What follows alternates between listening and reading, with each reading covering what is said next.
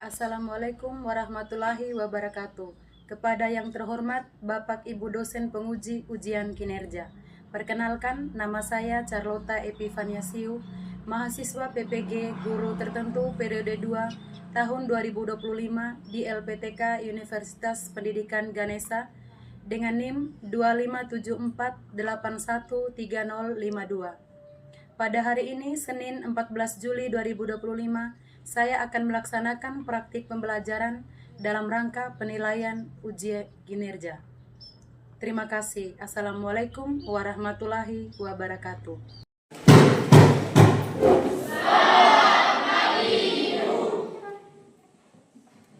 Selamat pagi, silakan duduk. Bagaimana kabarnya hari ini? Masih semangat? Sudah siap untuk ikuti pelajaran hari ini? Sebelum kita memulai pelajaran, kita awali dengan doa. Ibu minta satu orang untuk pimpin kita dalam doa. Ibu dan tenang, adalah siapkan kita yang pantas untuk berdoa. Yang seiman dengan saya, adalah mencari doa yang saya bawakan. Dalam nama Bapa, Allah Bapa di dalam surga, terima kasih atas berkat dan lindungan-Mu, sehingga pada hari ini kami dapat berkumpul kembali di kelas ini dalam keadaan jiwa raga yang sehat dan kuat. Kami mohon lindungilah kami semua, supaya kami dapat melakukan aktivitas pembelajaran kami hari ini dengan baik. Doa dan permohonan ini ya Bapa, kami serahkan ke dalam tangan-Mu, kepada Tuhan Kristus Tuhan kami. Amin. Dalam nama Bapa.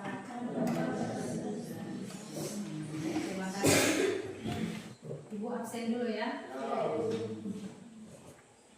Aurelius, Ada Ibu. Afila, Ada Ibu. Bergita, Ada Ibu. Franciscus. Ada Ibu. Terima kasih karena hari ini sudah hadir semua. Untuk pertemuan kali ini kita belajar tentang ikatan kimia. Ibu mau bertanya, siapa yang bisa menjelaskan bagaimana kecenderungan energi ionisasi dan afinitas elektron dalam satu periode dan satu golongan dalam sistem periodik fusor? Saya. Ya, silakan. Santos. Energi ionisasi adalah energi yang dibutuhkan oleh suatu atom dalam wujud gas untuk melepaskan elektron. Dalam satu golongan dari atas ke bawah, energi ionisasi semakin kecil, sedangkan dalam suatu periode dari kiri ke kanan, energi ionisasi semakin besar. Afinitas elektron adalah energi yang diperlukan oleh suatu atom untuk menarik sebuah elektron dalam suatu golongan dari atas ke bawah. Afinitas elektron semakin kecil, sedangkan dalam suatu periode dari kiri ke kanan, afinitas elektron semakin besar. Ya, terima kasih. Mari kita berikan aplaus. Energi ionisasi dari atas ke bawah dalam satu golongan itu semakin kecil. Sedangkan dalam satu periode dari kiri ke kanan semakin besar. Itu energi ionisasi. Sedangkan afinitas elektronnya dalam satu golongan, afinitas elektron dalam satu golongan dari atas ke bawah semakin kecil. Sedangkan dari kiri ke kanan afinitas elektronnya semakin besar. Ya. Tujuan pembelajaran kita hari ini yang pertama menjelaskan proses pembentukan ikatan ionik.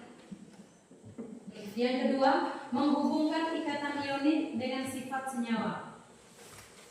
Ada yang tahu garam dapur? Tahu. Ya, jadi garam dapur itu nama kimianya natrium klorida. Natrium klorida atau NaCl, ya. Nah, NaCl atau yang kita kenal sehari-hari itu garam dapur, dia terbentuk dari ikatan ionik, ya. Apa itu ikatan ionik? Ya, silakan sebutkan. Apa itu ikatan ionik? Ikatan ionik adalah ikatan yang terjadi karena ada elektrostatik antara ion positif dan ion negatif. Ya, terima kasih untuk kita. Berikan aplaus dulu. Ikatan ionik itu ikatan yang terjadi karena ada gaya tarik-menarik elektrostatis antara ion positif dan ion negatif. Nah, seperti garam tadi yang kita kenal dalam kehidupan sehari-hari, itu lambang kimianya NaCl. NaCl. Natrium klorida.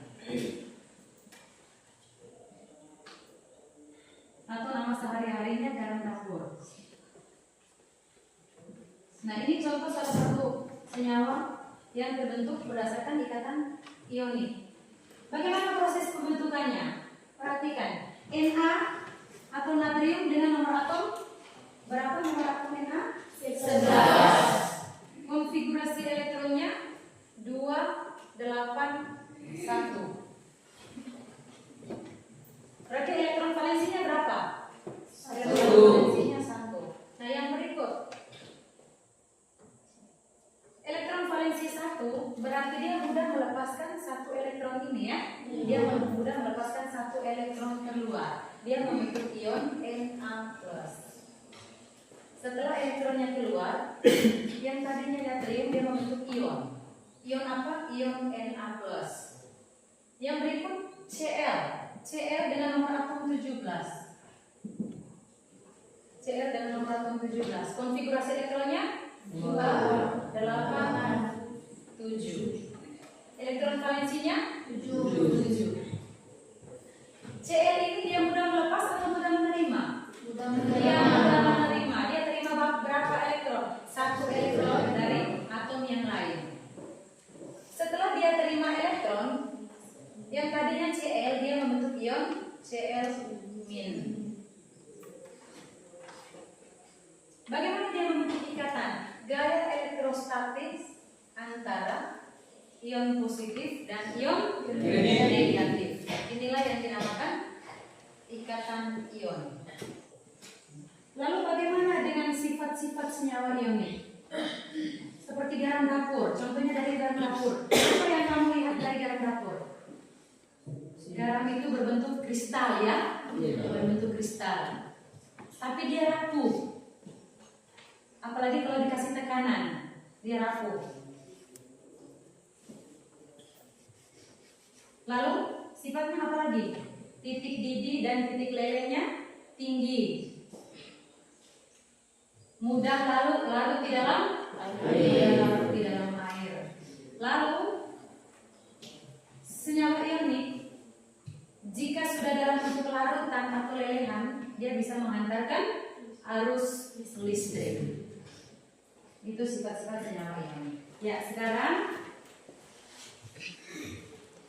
Ibu akan bagi kalian dalam beberapa kelompok.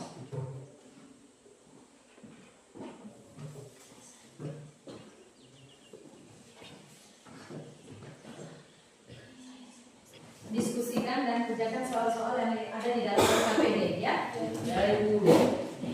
Silakan didiskusikan.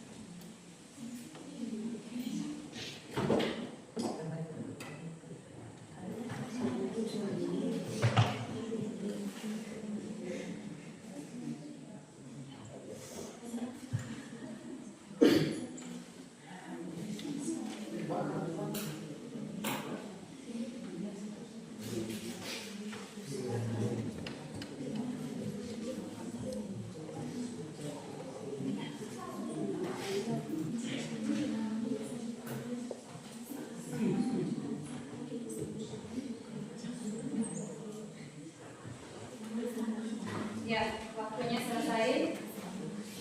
Sekarang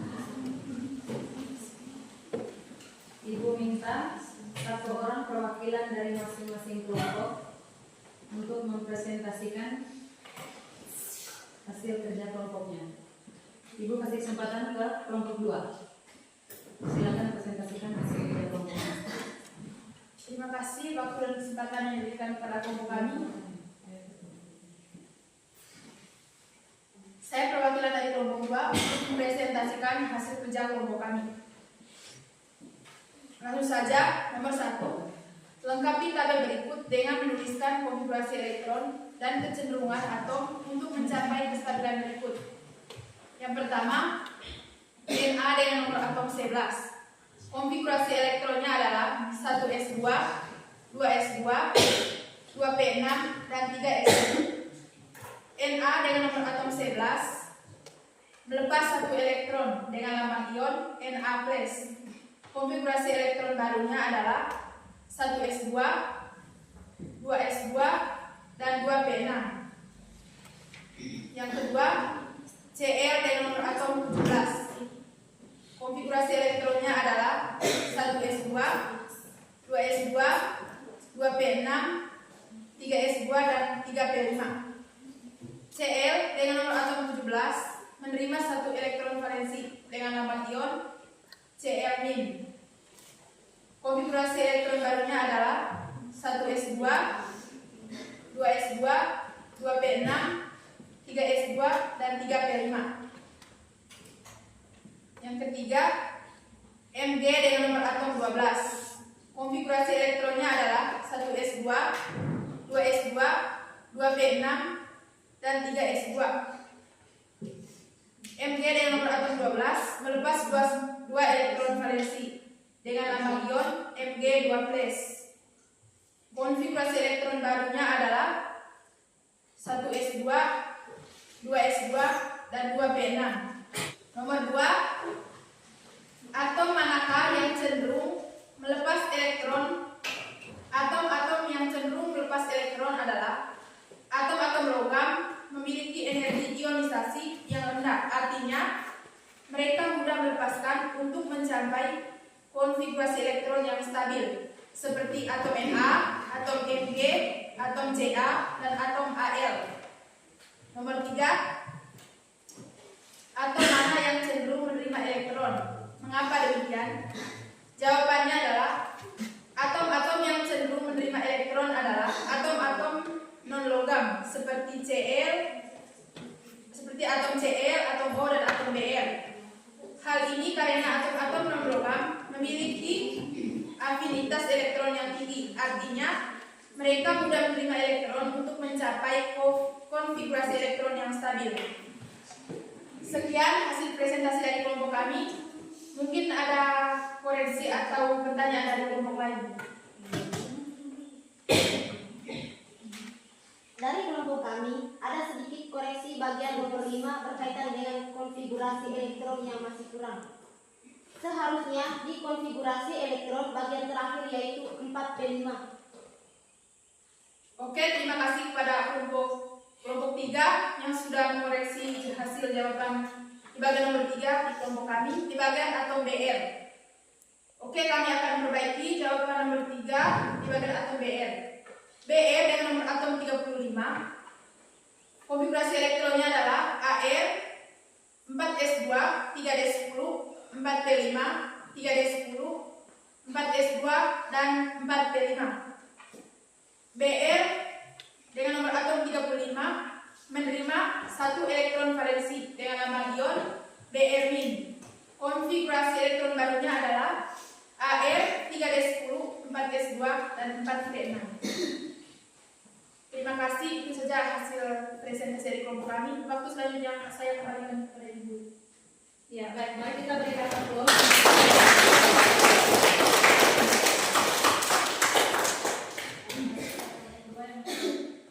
Mempresentasikan hasil diskusinya. Kesempatan berikut Ibu berikan waktu ke kelompok 1. Terima kasih atas kesempatan yang diberikan kepada kelompok kami.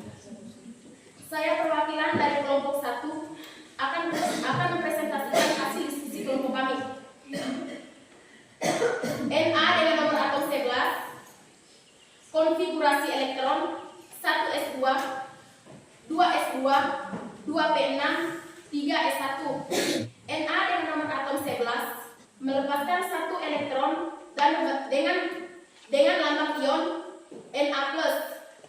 Konfigurasi elektron baru 1s2, 2s2, 2p5.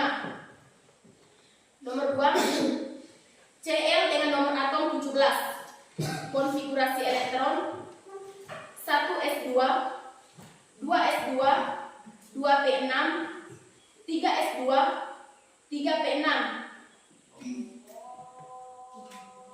Cl dengan nomor atom 17 menerima 1 elektron dengan lambang ion Cl-. Konfigurasi elektron baru 1s2, 2s2, 2p6, 3s2, 3p6.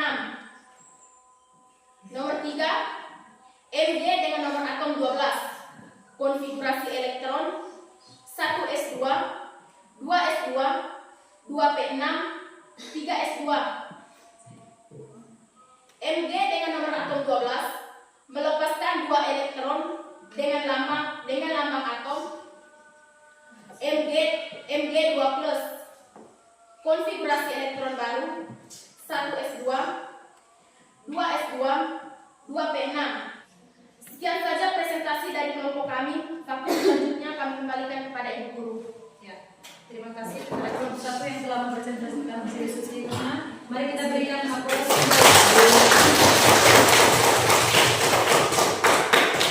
Ya, yang berikut Ibu kasih kesempatan untuk satu orang perwakilan dari kelompok 3 untuk mempresentasikan hasil diskusinya. Silakan.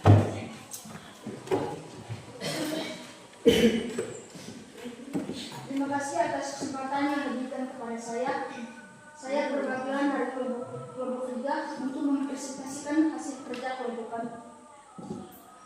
Nomor 1, lengkapi tabel berikut dengan menuliskan konfigurasi elektron dan kecenderungan atom untuk mencapai kestabilan berikut. Nomor 1, langsung saja. Atom Na dengan nomor atom 11. Konfigurasi elektron 1s2, 2s2, 2p6, 3s1. Dari atom Na dengan nomor atom 11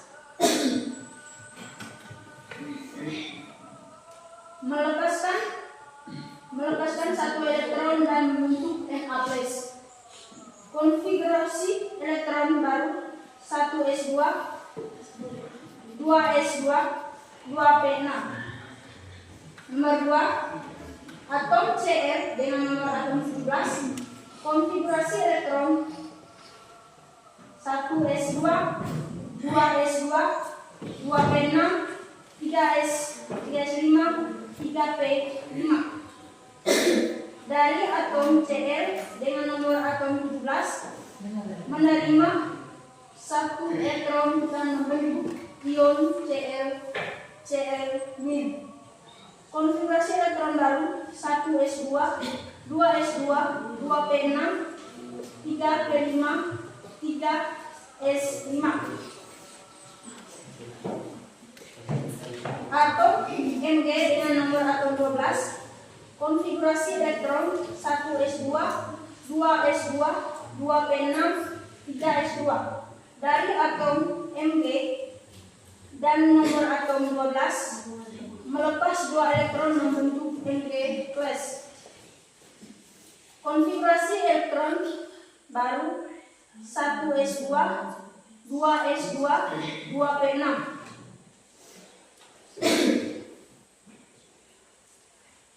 Dari atom Ca dengan nomor atom 20, konfigurasi elektron Ar4s2 melepas 2 elektron membentuk Ca12. Konfigurasi elektron baru Ar1s2, 2s2, 2p6, 3s2, 3p6. Nomor 2, atom manakah yang cenderung melepaskan elektron? Mengapa demikian? Atom-atom yang cenderung melepas elektron adalah atom logam seperti Mg, Na, Ca, dan Ar. Hal ini karena atom-atom logam memiliki energi ionisasi yang rendah. Artinya mereka mudah melepaskan elektron untuk mencapai konfigurasi elektron yang stabil. Nomor 3, atom manakah yang cenderung menerima elektron? Mengapa demikian? Atom-atom yang cenderung menerima elektron adalah atom-atom non-logam seperti Cl, O, dan Br. Hal ini karena atom-atom non-logam memiliki afinitas elektron yang tinggi, artinya mereka mudah menerima elektron untuk mencapai konfigurasi elektron yang stabil. Itu saja hasil presentasi kelompok kami. Waktu selanjutnya saya berikan kepada Bu Guru. Ya, terima kasih kepada kelompok 3 yang telah mempresentasikan hasil diskusinya. Mari kita berikan aplaus.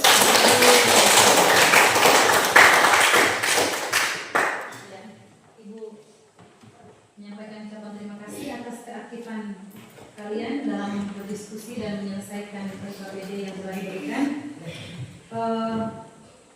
Ibu akan menjelaskan kembali tentang bagaimana itu proses pembentukan ikatan ion seperti yang Ibu jelaskan di awal tadi. Jadi ikatan ion itu, masih ada yang ingat ikatan ion itu? Ikatan yang terbentuk ikatan yang terjadi karena ada gaya tarik menarik elektrostatik ya antara ion positif dengan ion negatif. Dengan sifat-sifat senyawa ion seperti apa? Ada yang masih bisa jelaskan sifat-sifat senyawa ionik? Ya, silakan Asti. Sifat-sifat senyawa ionik yang pertama, kristalnya keras tapi rapuh. Yang kedua, mempunyai titik lebur atau titik leleh dan titik didih yang tinggi. Yang ketiga, mudah larut di dalam air. Dan yang keempat, dalam keadaan cair dan larutan dapat menghantar arus listrik. Ya, terima kasih. Ya, setelah kalian berdiskusi, yang berikut Ibu berikan soal post-test untuk diselesaikan dalam waktu 5 menit ya. Silakan selesaikan post-testnya. Jangan lupa ditulis nama-nama anggota kelompoknya. Dikerjakan soal post-testnya, Ibu berikan waktu 5 menit. Ya, silakan. Selesaikan soal-soal post-testnya.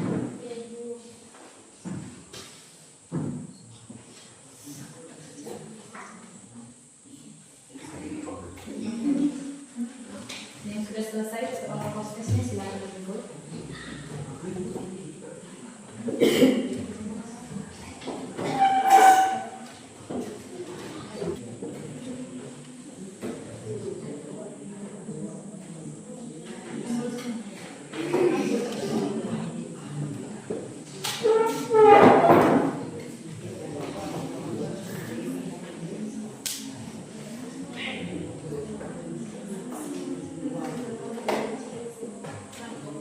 Ibu minta satu siswa atau dorong siswa yang bisa menyimpulkan pembelajaran kita dari tadi.